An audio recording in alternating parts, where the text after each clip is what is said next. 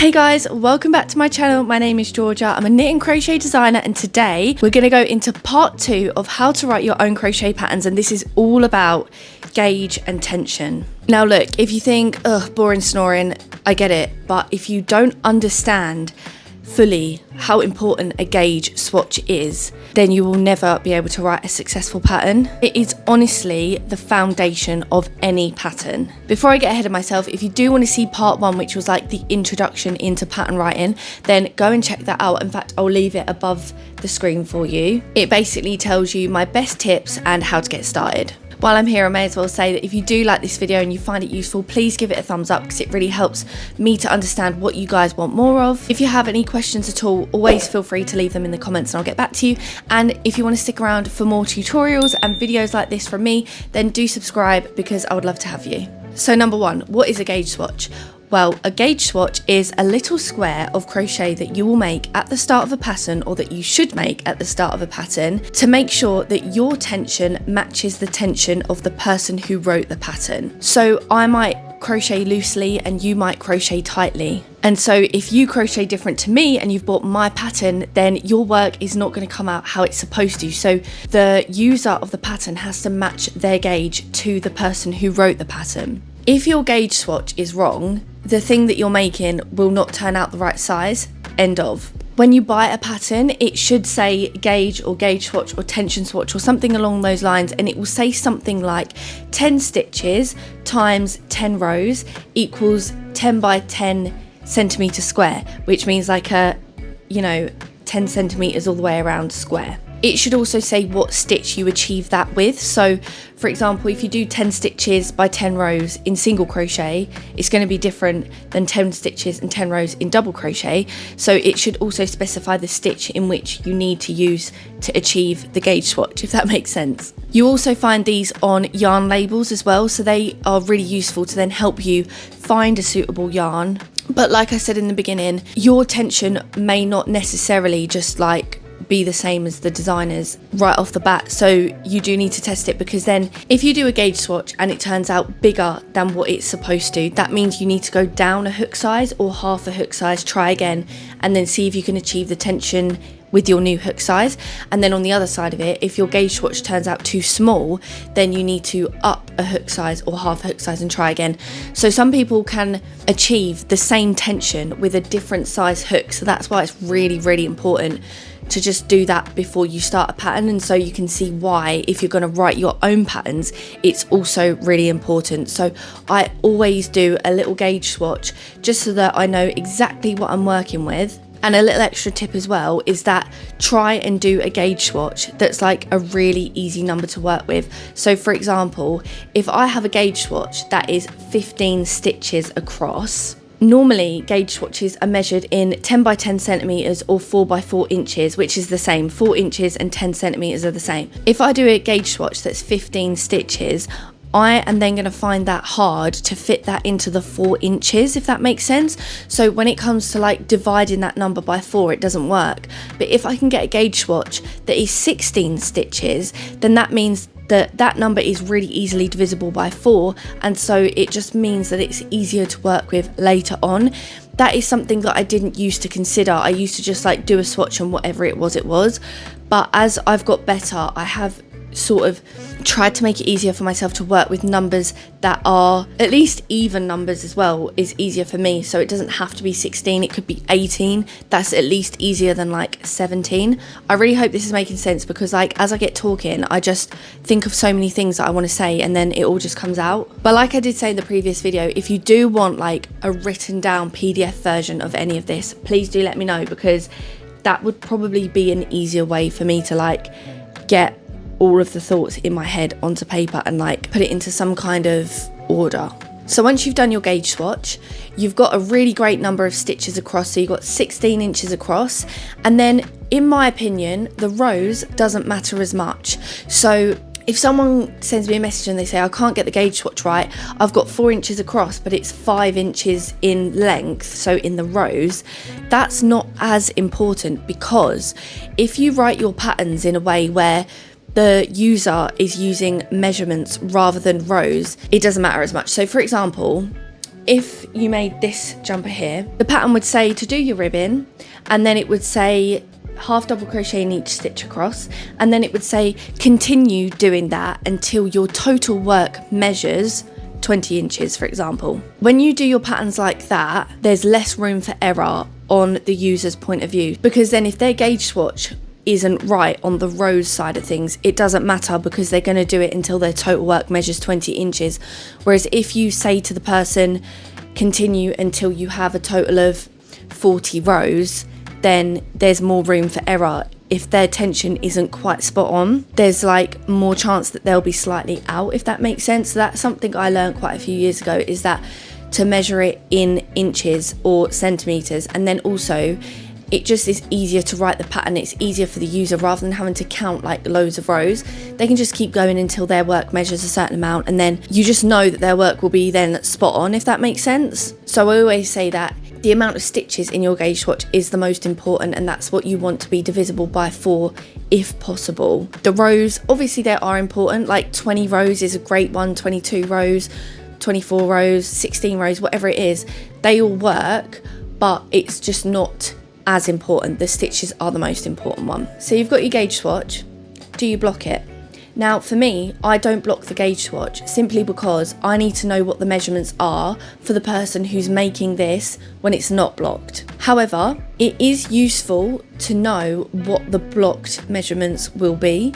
That gives the user more information basically. So you can say the unblocked gauge swatch is this big, and the blocked gauge swatch is this big, and then that means that if the person's going to block their finished item, they can, you know, they just have more info to work with basically. So you can add that if you want to. I don't actually see many patterns include this, and I don't think it's essential. I don't personally do it myself because I hardly ever block my finished items. In fact, I don't block anything unless I've made a design by someone else and it doesn't quite fit me right, and I need to kind of like manipulate the piece a little bit. But like you can see how flowy and like drapey this piece is, and this has not been blocked and it has never been washed. It has just been made and worn, and that's that. So I kind of, it's not that I don't believe in blocking it, I don't think it's always essential. I'm not dissing it or saying that it's pointless. It's definitely not pointless, and it does have a place, but I'm all about not making life harder than I need to. So like for example, in here I have this end in my armpit that's really, really long. You can't see it, I don't care, like it just stays there. I'm kind of like, you know, I don't believe in making life harder for myself than it needs to be. Other people are perfectionists, and like I salute you, because I would love to be like that, but I'm just not. So once you have your gauge swatch, now you can do anything. Let's just say you're going to make a jumper and you want to make that jumper in the round, or even if you don't want to make it in the round, in fact sometimes it's harder to do it flat because you're kind of guessing how many stitches you need, right? You don't need to guess how many stitches you need. Let's just say that 20 stitches equals 4 inches, right? I've done a gauge swatch and 20 stitches is 4 inches, right? I want my jumper to be 40 inches wide. Let's just say I'm going to make a size small. I'm going to make my jumper 40 inches wide. So with my 4-inch gauge swatch, if I times that by 10, I get 40 inches. And how many stitches do I have in my gauge swatch? 20. So 20 times 10 is our 40 inches. That's how many stitches we will need to create 40 inches worth of work. So that would be 200 stitches. That's how many stitches you would need in this scenario to get 40 inches. That is very big for a flat jumper. You can then use this throughout the whole pattern. So if you want to calculate how wide you want the neck hole to be, or how wide you want the shoulders to be, or how wide you want the sleeves to be, then you literally just go back to this gauge swatch. If you wanted something to be 10 inches, then 4 times 2.5 equals 10, because we've got 4 inches times 2.5 equals 10 inches. And so 20 stitches times 2.5 equals 50 stitches. Do you see what I'm saying? So if we've got 20 stitches in 4 inches and we want to make 8 inches, then we'll do 20 times 2, and that's 40 stitches. So once you've done that, you can work out anything. And then obviously, like I said, the length is kind of like when you're making a pattern, you do want to make the length adjustable and like easier for the user to change, because they will want to change the length of things. If you can, try and write the pattern in a way where it's like you could alter the length of something. So for example, doing the sleeves top down, if they're attached to the body, you can try it on as you go, and then you can say where you think the user should stop, but also they can use their own discretion depending on how their body is. They might have freakishly long arms, we don't know. How do you then grade your pattern? So the gauge swatch is also used to then grade your pattern. Grading your pattern is when you make your pattern into different sizes. Let's just say I'm making my jumper, it's the size small, we've got 20 stitches is 4 inches, right? This is where like sizing kind of comes into things. So I use a website called the Yarn Craft Council to specify what the standards of the body measurements are. So it tells you all the different measurements of different parts of a woman's body. It will tell you, like, if you're making a size small, it will say this is what the bust measurement is, like the standard bust measurement for a size small, the standard waist circumference, the standard hip circumference, the standard arm length, the standard armhole depth, like all these different things, right? It is so useful. So you make your garment in your size, we're saying size small, and then you'll look at what the sizes are, the standard sizes and measurements are for an extra small. I know this off by heart now because I do it all the time, but a medium bust is, as standard, 32 to 34 inches around, right? And an extra small is 28 to 30 inches around. So the difference between the two sizes is 4 inches in the bust. So if I've made my jumper 40 inches around, how many inches do you think I need to make the extra small? 36 inches around, because it's 4 inches less. And so how do we work out 36 inches? Like, how many stitches is that? So 36 divided by 4 is 9. That means that 20 stitches times 9 equals however many stitches you need to achieve the jumper circumference in the size extra small. Then if you went up to a medium, you would do the same, but you go up 4 inches because they are in 4-inch increments. The standard measurements for a bust size of a medium is 36 to 38 inches, which from 32 to 34, 36 to 38 is another 4 inches. So we're going to go 44 inches around this time, and that's 4 times 11, so 20 stitches times 11 is however many stitches you need to make for the size medium. So hopefully you can see how that works. Then you go up to a size large, it's another 4 inches, and so you're going to do 48 inches around. And how many stitches do you need to get 48 inches? Well, 48 is 4 times 12, so 12 times 20 stitches is however many stitches you need for the size large. This is why as well it's important to make something really simple in the beginning, because in the last video I used my breezy beach dress as an example. The breezy beach dress is like, has to be big enough to go around your body, and then it is literally just a straight tube up and down, so there's no shaping. So the person can decide the length they want to go for, and so you don't need to make all of these like really complicated calculations of like armhole depth and sleeve length and all those other things, because it is literally like a sleeveless just like tube that you put on your body and you can't really go wrong. So that's why I would really recommend something easy to begin with, or even just like a bag, a hat, a scarf, something that isn't size dependent. But when I say all that info that you need is on the Yarn Craft Council website, so like you have to change the armhole size for different sizes. You know, a large or an extra large is going to need a bigger armhole than an extra small, and so that does kind of get complicated, but all that info is on that website, and it's just about you dissecting it and taking what you need from that. And don't get me wrong, it can be hard and it can be frustrating, but when you take your time to really get your head around it, I can't actually explain how useful it is. And also, if you do need help interpreting it or like breaking it down,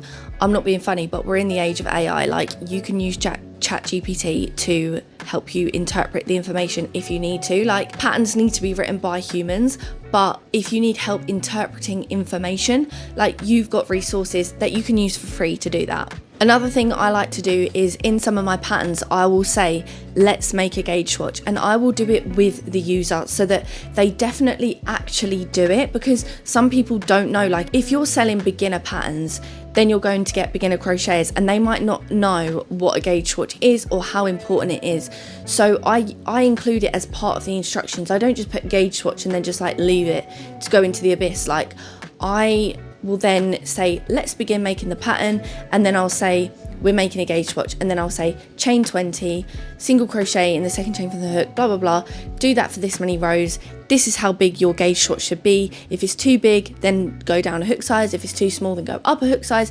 And then I'll just explain how important it really is to get this right before you start the pattern, because it can save you so much time in the long run. Just taking a few, like, you know, an extra 10 minutes to get it right in the beginning can save you so much time and heartache in the future. And I kind of try and explain that to the user so that they do it. In the next video, I'm going to go into a little bit more about made to measure versus preset sizes, because a couple of people have asked me how, you know, they're interested in made to measure, and that is something I would recommend when you're starting out, is to do a made to measure, because there is so much less room for people to make mistakes if they're doing the pattern. So if you've written a made to measure pattern, they can't really go wrong. If someone buys your pattern, they can't really go wrong. Whereas the preset sizes is where it gets complicated. So I'm going to go into sort of like the pros and cons of both in the next video and explain more about them and how to write them as best as I can. Although guys, I'm not going to lie, like the more I'm talking about this, the more I realise it actually is complicated. But I feel like, I don't want to say this, but I don't know how else to word it. It's like, I do feel like I have a gift. It's just one of those things that I've just picked up, and I don't know how, because I'm not even like a mathematical person. In fact, I was really into science when I was at school, so I don't really know how it works. Like I took biology at A level and I used to skip the maths questions because they used to overwhelm me, and now I literally do algebra. So I don't really know how that's worked, but it just has.